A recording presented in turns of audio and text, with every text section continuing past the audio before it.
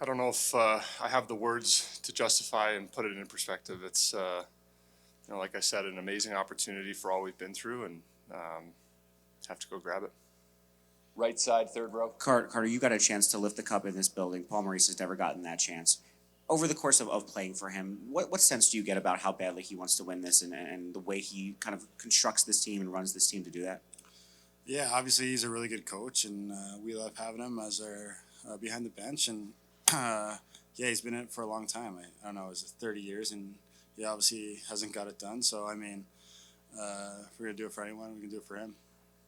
Front left. Aaron, you've been around Sasha Barkov for a really long time.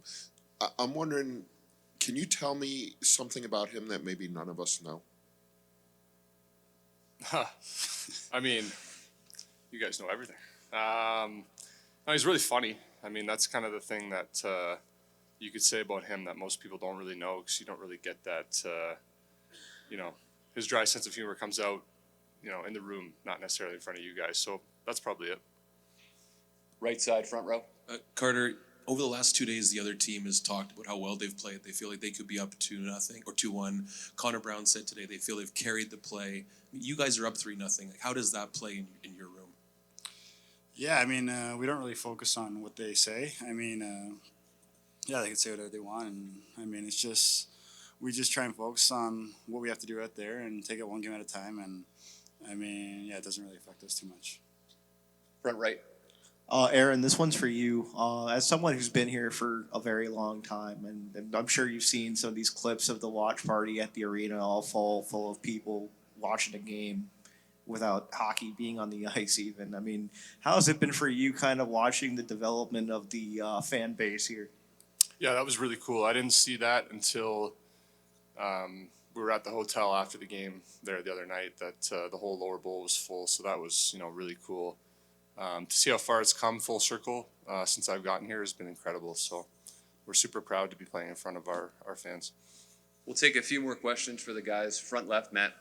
Yeah, Carter, knowing what's at stake tonight, knowing the Stanley Cup's going to be in the building, did you wake up feeling any different today, or feel any different now going into this game? Obviously, it's hard not to feel a little different. We know what's at stake, and, I mean, it's obviously a big game for us, but we just try and take it like one game at a time and one game mentality. Honestly, if we try and do anything special, it doesn't really work in our favor. So I think just taking it one game at a time is the biggest thing for us. Back left.